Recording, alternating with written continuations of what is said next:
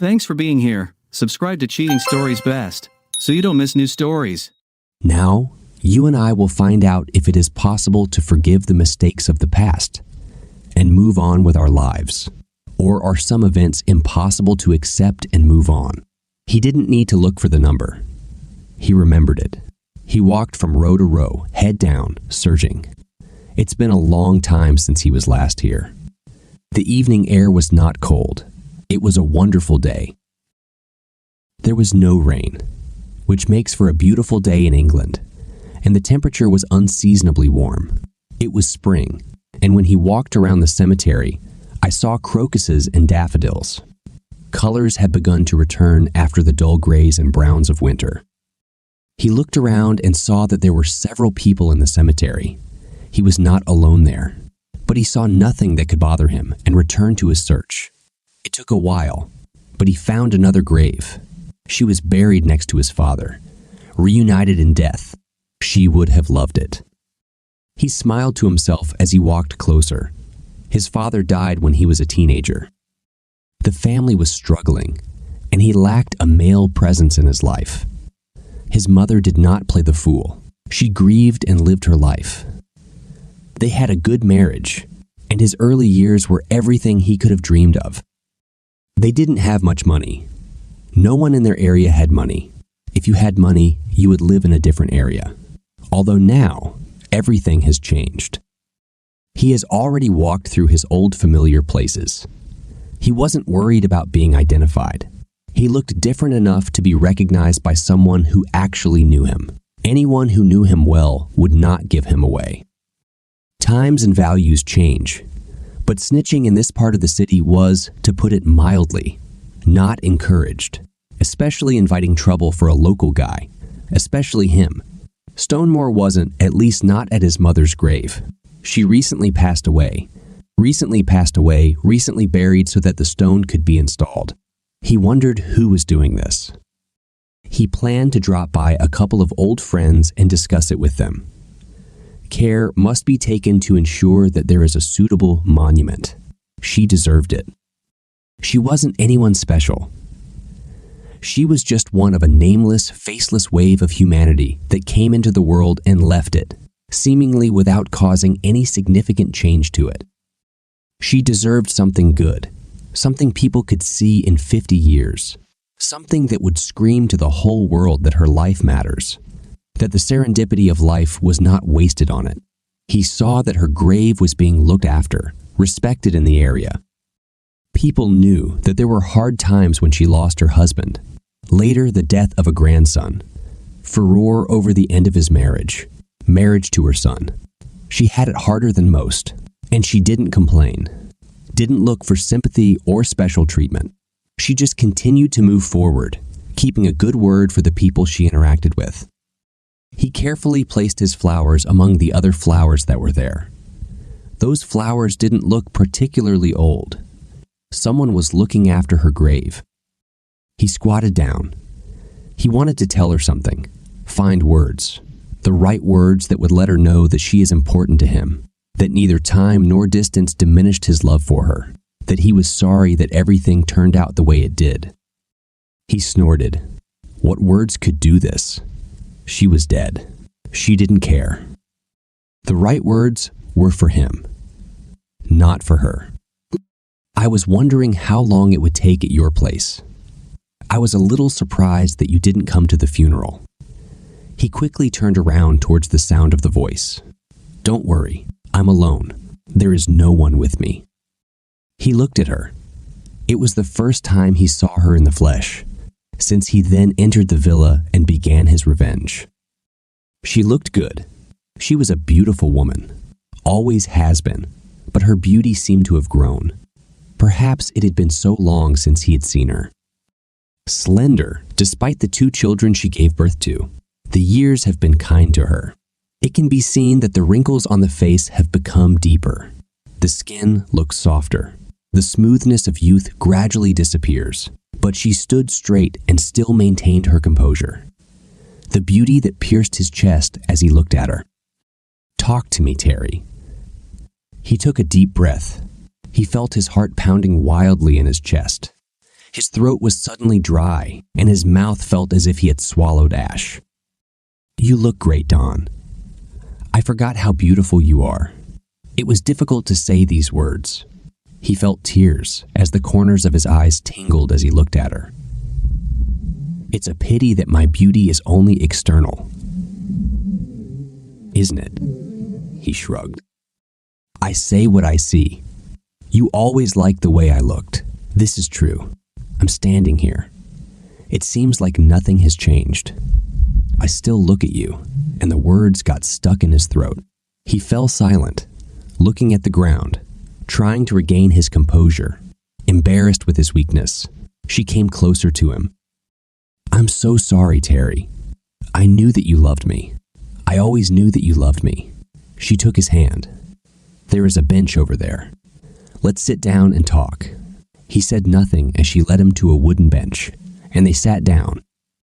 "Wonderful tree," she said. "Yew tree, very often found in cemeteries. Do you know why, Terry?" He shook his head. "This is an old tree, one of the longest. Living oaks, big mighty trees, larger and more majestic than the humble yew. 300 years to grow, 300 to mature, and 300 to die. This is what they say about oak trees. But yew trees grow slowly. They typically don't get as big or dominate the landscape in the same way that oak trees do. But they just keep growing. In some cases, thousands of years. They will survive the competition. They accept what life throws at them and endure. Your mother taught me about this place. She liked to sit here when she came to visit your father. Over the past few years, I've gotten into the habit of coming with her. She told me about how they used to plant yew trees in sacred places. And because these places were protected, the yew trees could live full lives without fear of being cut down to make ships, houses, or weapons."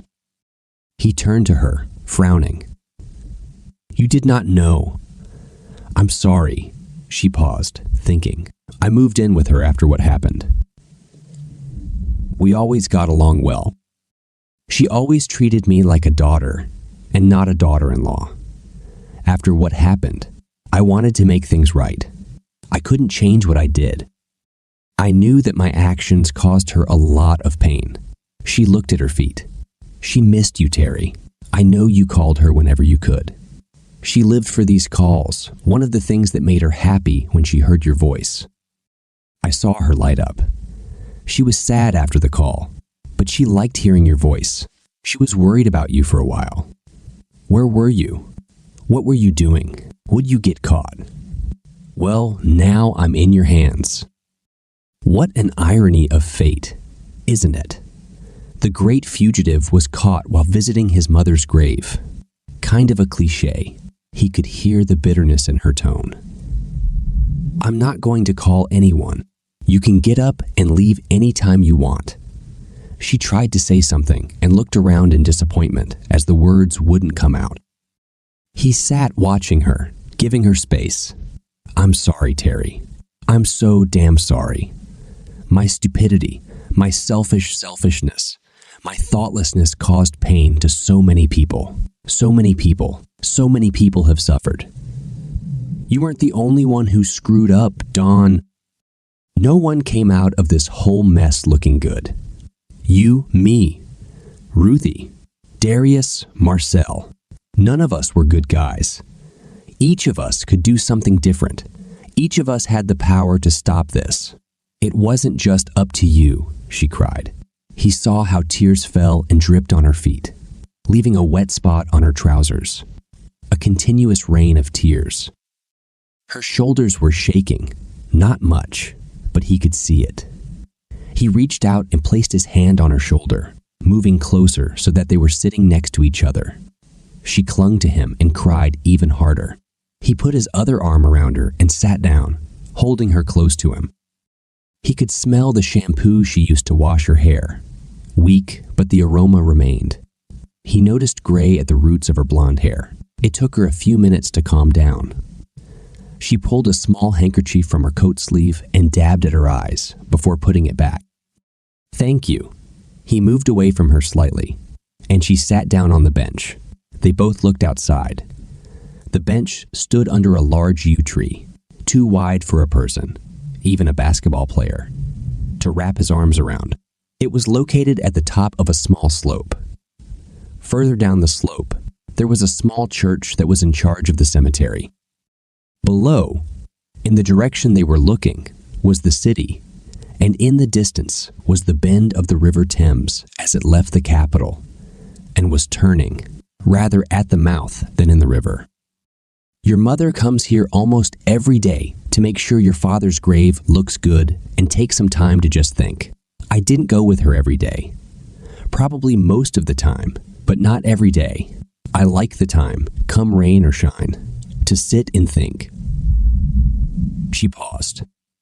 This doesn't sound like you. You were always busy. Kept moving. I know. Maybe if I thought a little more. Stop it, Don. She turned her head at his harsh tone. You can't blame yourself forever. We can't do anything. It's one of those things that is inherent in being human.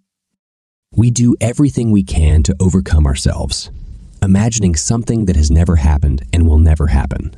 I have ruined many lives. The people I loved. Happens, she turned to face him. He saw her frown. He heard the anger in her words. How can you say that easily? Simple as that, Don. If you knew what was going to happen, would you have played with this idiot? He shook his head. This is a rhetorical question, of course. You wouldn't do that. You didn't think for a second that this would happen the way it happened. This could have played out in a million different ways. You could have gotten pregnant, or it could have been a one-time thing, and I would never have known. You might have started and then stopped because you felt guilty. Many different things could have happened. Any of them could have happened.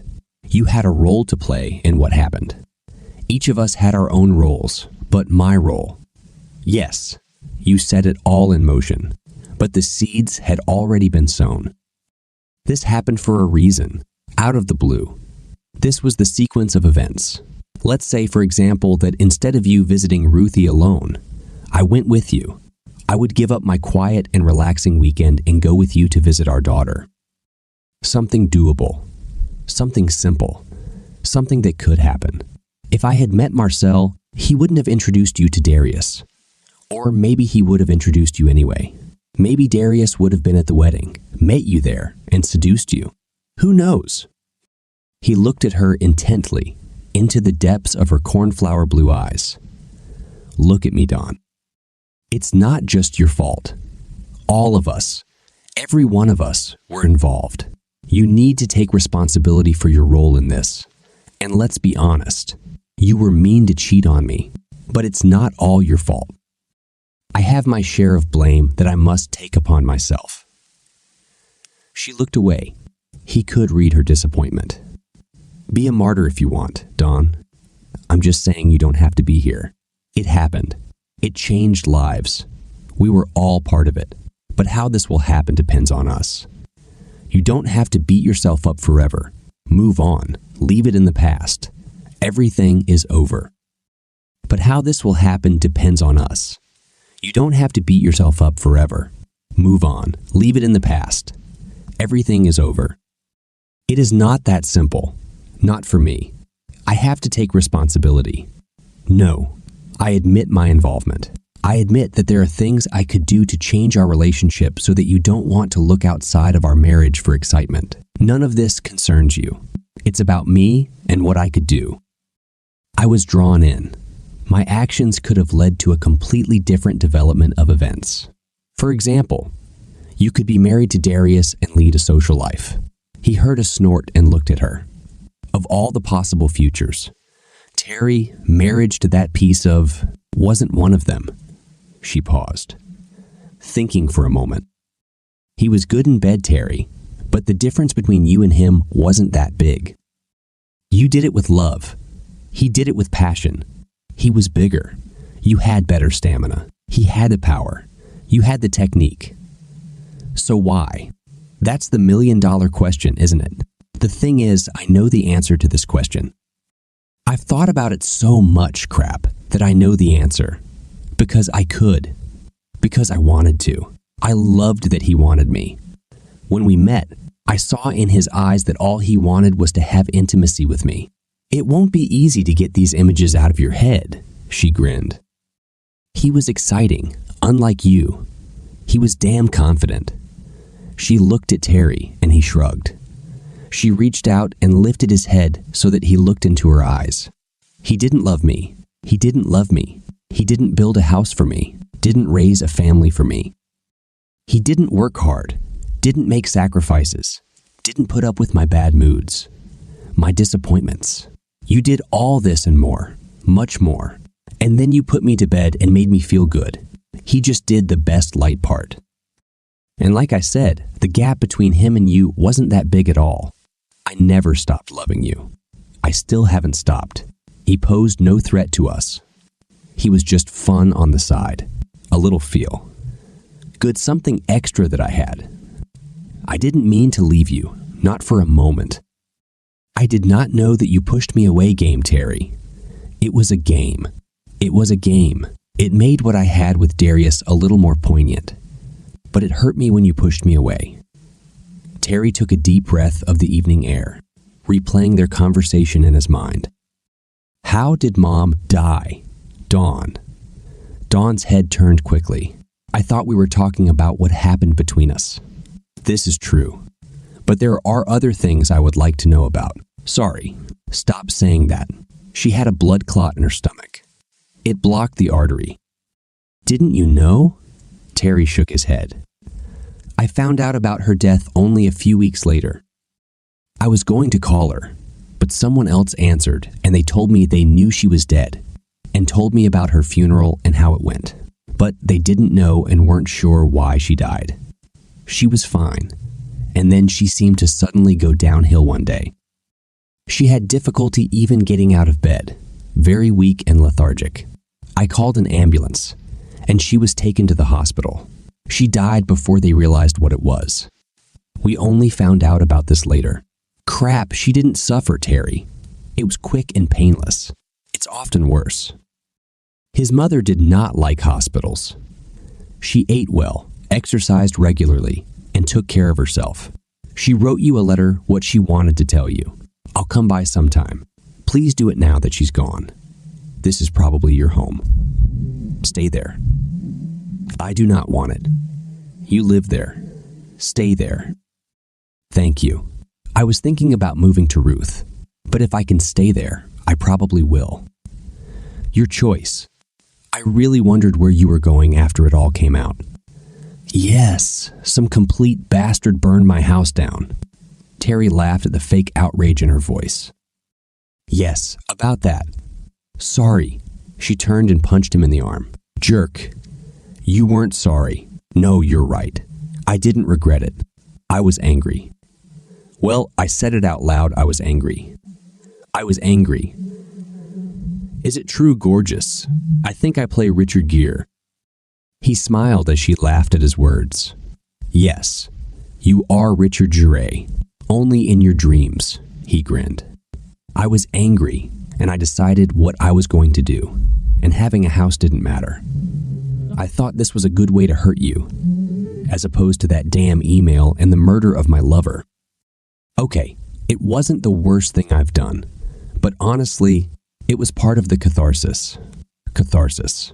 Yes, it made me feel better doing it.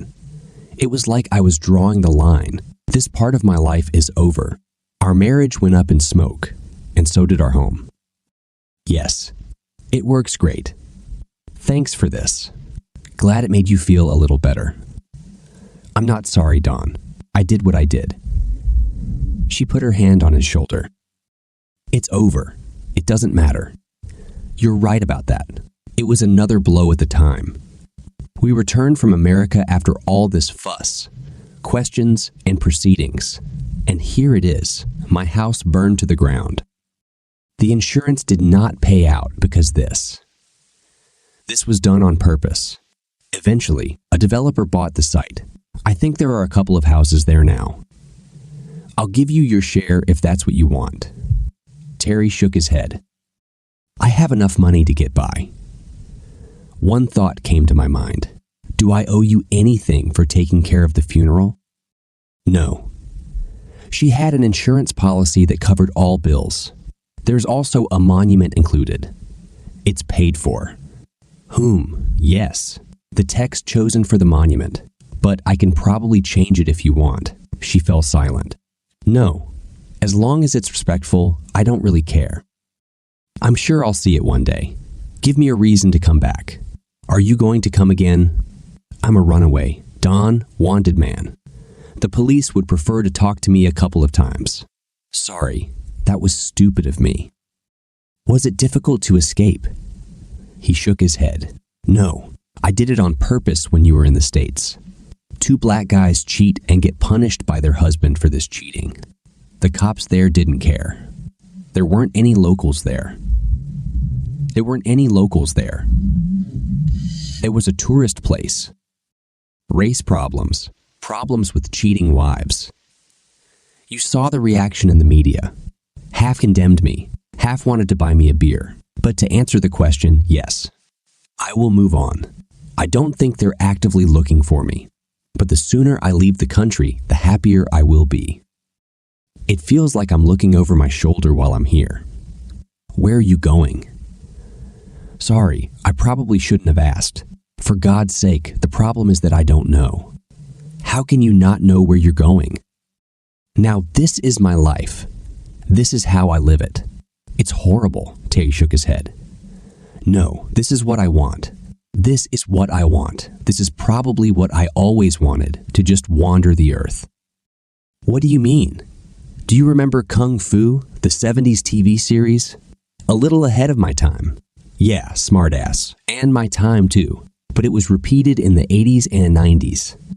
A Shaolin monk in the Wild West who rights wrongs with Kung Fu. David Carradine or something like that. This is my life. Only without Kung Fu and without analyzing mistakes. I go wherever I want. If I want to go somewhere, I go just taking my time. Putting one foot in front of the other. Careful and slow. I'm not in a hurry. Just enjoying where I am.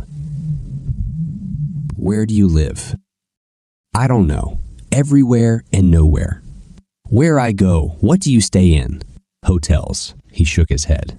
Damn rare occurrence. I can stay with friends or camp more often. I bought a boat and lived on it for a couple of years, traveling the river networks. I lived in a Buddhist monastery for a little over a year. You, Buddhist. Have you shaved your head? Oh, wise one. 10 years have passed, and after everything we've been through, you're still the most sarcastic person I know. I just had an image of you in my head, dressed in an orange robe, sitting under a tree. I really can't imagine having a bald head, Terry laughed. Well, it happened about 1.5 years in South India. I planned to stay overnight and stayed much longer. Why? I struggled with my feelings, especially with anger. I was very, very angry. I was angry at you for what you did. Angry at myself for my response. Angry at how things turned out. Angry at the whole damn world. I only have one life, and what a mess I've made it into. Were they able to help? It took time. Honestly, and a damn ton of work. I left a couple of times, but they brought me to where I am now, and I'm happy. You look good. Lots of exercise, healthy eating, and lots of meditation. I'm outside all day, rain or shine. It's not difficult at all. Quite simple. Yes, I see in the bushes. I slept in hedges, under trees. I was very cold, very scared. I got robbed, Terry. I live my life, Dawn. I don't sit at a table, not locked in the house, not doing household chores. I don't communicate with people who don't want to be with me. I do what the Jack Reacher character does in those cheap books. I deal with what's in front of me, and I don't worry. Well, maybe a little. This is not like life. You couldn't be more wrong. I see the sun rise and set almost every day. Sometimes I feel pain. I feel good after eating. I eat when I'm hungry and sleep when I'm tired. I live life. I don't beat around the bush. In some distant daydream, I almost ran into 10 people today. They were so busy with their damn phones that they almost bumped into me. What the heck? At least I'm here. I know what's going on around me. I met incredible people, ate wonderful food I've never even heard of, and women. The question was asked in a quiet voice. Terry turned to look at her and nodded his head. Sometimes a little more than a threesome, but not enough for an orgy. I'm not as good looking as your Darius. But for a couple of evenings, I had company here and there. Don't humiliate yourself. You are a much bigger man than he ever was. Yes. But I wasn't. Dawn glanced at him quickly. You did not know. Knew that he struggled after what happened. He probably couldn't handle people's reactions to what you did to him, but mostly with the way people treated him. He hated that they knew what you did to him, deprived his masculinity. About a year or so later, he committed suicide. I'm so sorry, Dawn. Don't think about me. Don't think about me. Don't apologize to me. That day, we returned to the room and realized what had happened. What a day. We had a great time at the spa, me and Ruthie, laughing, gossiping. We returned to the room and our world collapsed. She looked down, worn out from the ground at her feet. She paused for a moment before continuing. We entered seventh heaven. I don't know if it was the smell or the silence or what, but we knew as soon as we opened the door that something was wrong. They were barely alive when we found them. I went with him to the hospital and made sure he was receiving treatment. Then the police and authorities took us away. It was a real three-ring circus for a few weeks, and then we returned home. After that, I never saw him again. Sorry, I'm lying. I saw him once. About a month before he committed suicide. He reached out to me, wanted to talk. I kind of thought that after you left me when I saw the tattoo that you would stay with him. Did you really think that I was going to leave you? Terry nodded. You had his tattoo. You didn't have intimacy with me. I saw his photos. I couldn't compete with him in terms of looks. He was younger than me, much stronger, and he had money. He was superior to me in every possible aspect.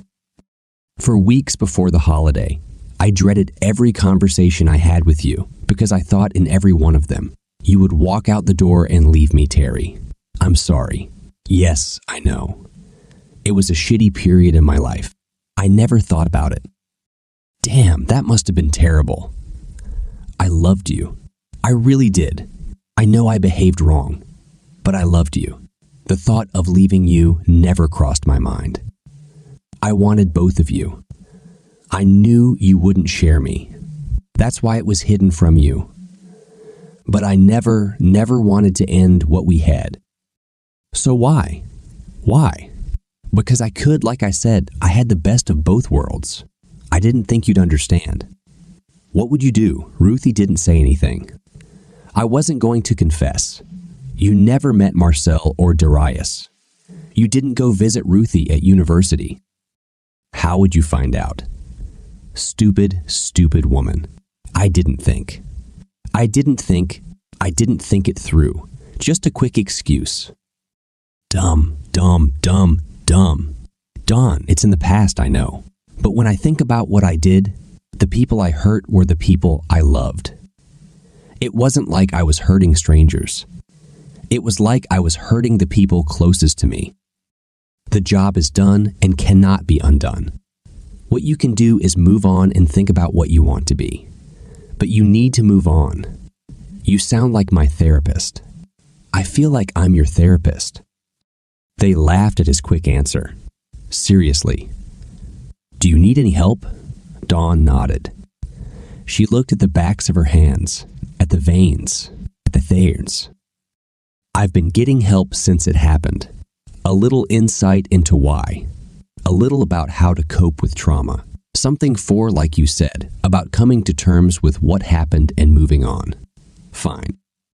Don't you hate me? Terry laughed. No, of course I don't. I know. At first, I was incredibly hurt and felt rejected, got angry, and there were times when I hated you. But over the years, my feelings softened and changed.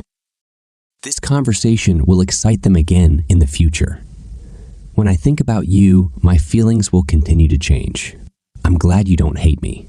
I was afraid of this, but I think there were times when I hated you for what you did. I can believe it. My reaction was, how shall I say, somewhat extreme. Understatement. Extreme is a good word. Terry smiled. I didn't know if you could handle this. Remember Phil Newman? Yes, vaguely. The team leader you spoke with. This is the same one. Remember his story about a children's toy? He watched as understanding appeared in her eyes. He nodded and smiled at her. He was a proud father, really cared for his child, did anything for him. And I remember when Ruthie was born, talking to him about being a father. We talked a lot about this. I wanted to be a good father, and he was what I thought was one. I remember asking him about discipline and how he achieved it. Dawn raised a finger to stop Terry. Let's watch. And is this a story he told you about how he stepped on one of his son's favorite toys when he was misbehaving? That's it. He insulted his grandmother, Phil's mother-in-law, and did not apologize. He knew he was wrong, but his attitude was kind of, I remember this story. Phil said, take your favorite toy, and it was a plastic toy transformer, metal and plastic. It's right. The kid brought a toy. Dad looks at him, puts her on the floor, and stomps on his work boot. It breaks into pieces in front of the child, without warning, without alterations. There is no second chance. Phil said it better. He said it was traumatic. The kid's reaction was overwhelming, but he never, ever doubted Phil again, and he never offended his grandmother. Here, I understood. You stepped on my toy. I tore the bastard to pieces and left it for you to find. You knew I did it. I wasn't hiding. I left you my ring to make sure you knew. He trampled it, crushed it, and left you to pick up the pieces, literally and figuratively. Before this, one evening I was sitting at work and thinking about how I could deal with what you were doing. I was in pain and bad. I decided what to do and what I would like my life to look like. I remembered Phil, and bam, I had my answer. Break your toy. So I smashed it, broke it so you couldn't play with it anymore. And then I gave it back to you. Phil's son learned the same lesson. What was funny is that now I think about the conversation with Phil. I remember telling Phil that he was bloody cruel at what he did. And he agreed, said it was one of the hardest things he's ever done. He knew how much it would hurt his boy, but it was right. Taught him a valuable lesson. Doing that with your toys was the hardest thing I've ever done. He could see her sitting there, struggling to process what he had told her. He patted his pockets and pulled out a pack of cigarettes. He offered them to her, and she made a face. He lit a cigarette and took a deep breath. I didn't think you smoked. I didn't smoke for you because you hated it. I still don't like it. A foul, smelling habit, and it's killing you. She shook her head. Drop it, please. As if you care. I care. I know I did a really bad job of showing it. But I loved you. I still love you. Yes. Terry, yes, I still love you. I don't know if you know, but we're still married. Only because you can't find me to give me the divorce papers. No, if that were the case after 7 years, I could declare you legally dead and end the marriage. I don't want a divorce. No. What do you want? Us to get back together. He laughed. No. I don't think that given everything that has happened. We will succeed. You think so? She looked at him and saw a smile on his face. Listen, just because we're not together doesn't mean I don't think about you. I still love you. I miss you like crazy. I'm still your wife because I want to be, not because I have to be, but because I want to be a wife. I talk to you every day. Stupid marriage is for life. I screwed up. I screwed up our marriage. That was my fault. I know we're not a couple, but I still want to keep this connection with you, and I won't be the one to break it. Don't be stupid, Dawn. You are still young and beautiful. Do not give up. Find a good man and become his ideal wife. Your first marriage may not have worked out well, but you only have one life. Make yourself happy despite what happened. You don't deserve to be sad and lonely. Nothing can be changed. There's no second chance. There is no return. I've never been with anyone else. Just you and Darius since we got married. Don't act like a martyr, Dawn. You can have a long and happy marriage, maybe no kids, but a damn happy life. I'm not pretending to be a martyr. I'm happy with my life. I have my regrets, and there are things that could have been better, but I'm not unhappy. I don't need another man. If you want a divorce, I will sign the papers for you. Do you want to get a divorce? He shook his head. No. I wish things could be better between us. We have a good history, and the way we parted really highlights a lot of the good things that came before. For me, this conversation is the beginning of awakening those pleasant memories. She glanced at him quickly. Do you think we have pleasant memories? Hell yes. I loved being your husband. Well, almost until the very end. I was damn proud to be your man, Ruthie's father. I'm glad, Terry. We're back there, okay? I don't hate you. I don't want you to think badly of us. What happened happened. Remember the good times. He smiled weakly back at her. He put out the cigarette butt and threw it aside with a flick. And do you smoke a lot? Most of the time, no. Sometimes I tend to indulge my weaknesses. Give up and then start again. Give up again. Unpleasant life is uncomfortable, just like Buddha said. Do you believe in all this? To a large extent, I don't believe in the religious side, but as a philosophy, I do believe in the religious side. But the conversation turned to silence, and they sat looking into the distance, thinking about the different things that were said. So you haven't had intimacy since. I haven't met anyone with whom I would like to have intimacy. Wow. I know if you had told me before I left for Florida that I wouldn't have intimacy for another 10 years. I don't know what I would do. Probably would have half killed Darius with her lust. Dawn laughed. Terry looked at the genuine amusement on her face. I miss you, Terry. I miss you very much. I think that's the hardest thing about all of this. You were always behind me. Knowing this gave me confidence. I miss that. Just to talk to you if possible, he shrugged. I understand, but I don't want you to think that I hate you. Or worse, that I don't care. I want you to know that you are loved, appreciated, and missed. Thank you. They sat there and Dawn reached out, taking Terry's hand in hers. She squeezed him gently as they sat like this, enjoying the silence. The sound of the last bird settling in for the night. A motorcycle heard in the distance. How are your parents? They're alive. We don't really have much in common with each other. My email. Yeah. Darius was black, and they didn't like it much. Has been said. We talk from time to time, but our relationship is tenuous at best. You were never close. No, they weren't. Terry looked her. It's hard to break this habit. He never had to run away to avoid capture, but that didn't mean he stopped keeping his eyes open.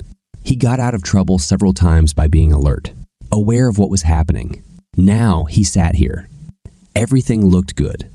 His spider sense wasn't tingling. Are you interested in knowing about Ruthie? He took a deep breath. The hardest thing for him was her betrayal. She was his blood, his family, his daughter, and she was the one who set her mother up with her lover. This was something he still couldn't come to terms with. How is she? Dawn looked at him intently. He could see her gaze. She's in a good place. She and Marcel. Did they stay together? The disbelief was clear in his voice. They're a good couple. They have always been like this. I'm upset that you never saw them together. They really care about each other. I would have loved to have looked at them, but I was never invited to meet her boyfriend. She was worried that you wouldn't like him because Because I'm her father, or because he's black. A little bit of both. Because of the color. She didn't want to bring him to your house. He's black, so what? I've never been bothered by anything like that. It's not just that. There's a difference between being with a black man and being with a white man. Don't make faces. I was with both. I know the difference, and so does she. It's not just that you would see his color, but that black men talk to women differently. Terry didn't answer. He didn't know what to say. I think the way he talked to her would have hurt your self. Confidence. Treating women as property. I think he knew it too, as did Ruth. She wanted you to meet. She really wanted you to approve of him. She was serious about him. Forcing him to set you up with one of his buddies was a really stupid way to handle the situation. She understands. He understands. I understand. It does not change anything. Since then, he has seriously matured. He had to do this. So is she fine? Wow, no forgiveness. Terry exhaled loudly. What do you want me to say, Dawn? Do I agree with what she did? I can't. I'm still mad at her. I understand it. She screwed up. But what I did was even worse. He saw him shake his head and continued to insist. Hell's teeth, Terry. I was your damn wife, the woman you loved. I was the one who stood next to you and swore to remain faithful. Love, respect. Obey, whatever the damn words are. I swore. I betrayed you. Yes, you did. Your betrayal really stung. It hurt very painful. Still hurts. But what she did was worse. Or maybe not worse. But it was harder for me to deal with. She was my daughter, my own flesh and blood. I raised her. I gave her everything I could. I didn't ask much from her, but to go and set up her mother with her lover. Damn it. I asked for this. It was me who acted during the performance. I was the one who crossed the line. Yes, I won't let you off the hook. You have something you are responsible for. But if she had done the right thing, this wouldn't have happened. All she had to do was say no or tell me, warn me. But she didn't. She liked that you did it. I was her father, and she liked that you were cheating on me. She laughed at my marriage. You should talk to her for what? Terry heard the contempt in his own voice. The heat he felt at this surprised him, because she understands it better than me. She knows how badly she screwed up. So does Marcel.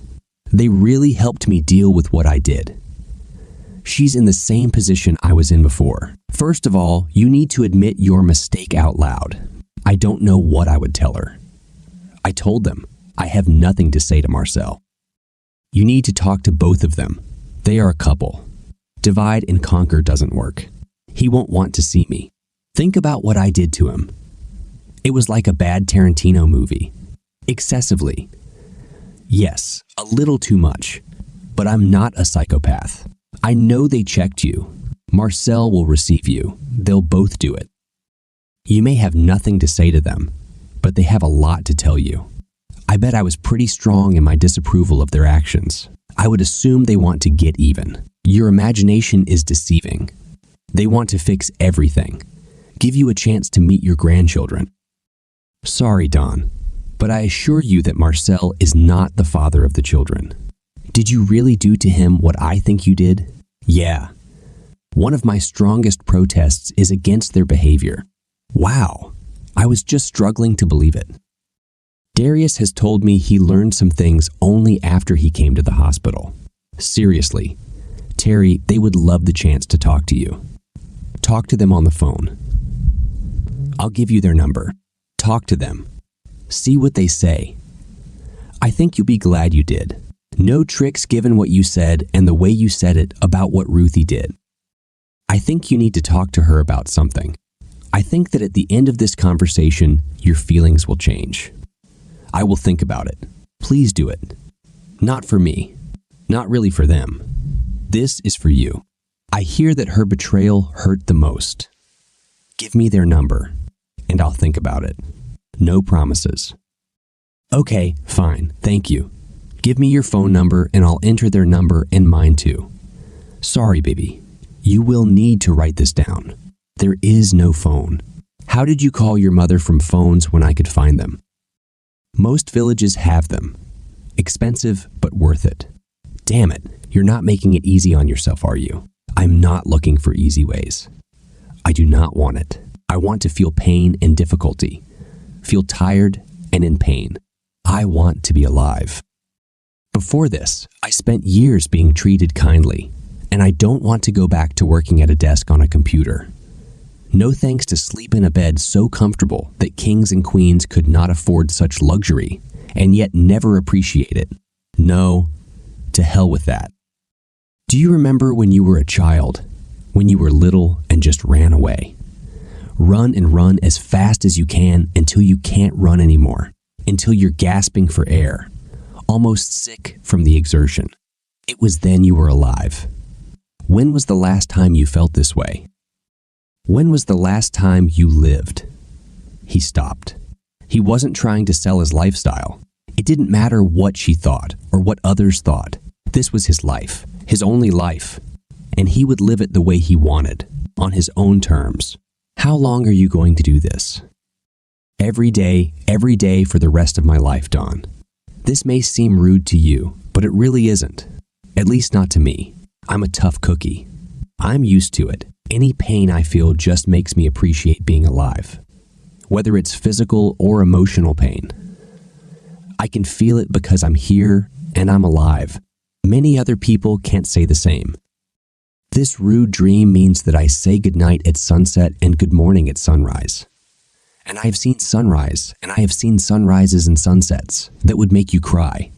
I saw stunning beauty and real hardship. I laughed and cried. I'm a happy guy. I always thought I was lucky to marry you, that you were in my life. And then when Kevin and Ruthie, I couldn't believe my luck. He shook his head. He took her hand and kissed the back of it. You hurt me, but you also penetrated my cocoon with which I surrounded myself and my life. You tore me apart, but I felt something. Anger, rage, humiliation, loss. Many different emotions. I felt alive. I was reminded that I do not exist as a character in a book or some damn soap opera, but as a living, breathing person. You gave me incredible ups and terrible downs. I don't hate you. Hell, I still love you. Don't feel sorry for me, Dawn. I don't want this, and I don't deserve this. Dawn leaned towards him, and he hugged her. Hugging her, he felt her crying again. He felt her crying again. He kissed the top of her head, a gentle kiss. He felt her press against him and felt himself responding to her touch. She leaned back to look him in the face. He saw the question in her eyes, wet with tears, and nodded. For one night, she asked. Dawn brushed herself off, and holding Terry's hand, the two of them walked out of the cemetery. In the morning, at dawn. Tonight, take it away, letter. We'll have breakfast tomorrow, and I'll give you the phone numbers. Mine and Ruth's, for one night. But I want you to promise that you will call from time to time. He nodded. I can do it. I loved being with my mom. It helped me feel connected. So now there will be a connection with me. I love you, and if anything happens, I will make sure you are brought home again. For one night. This time, it's for one night, but you'll come back, and we could spend another night, for one night. Write in the comments how you like this story, and how it makes you feel. See you again.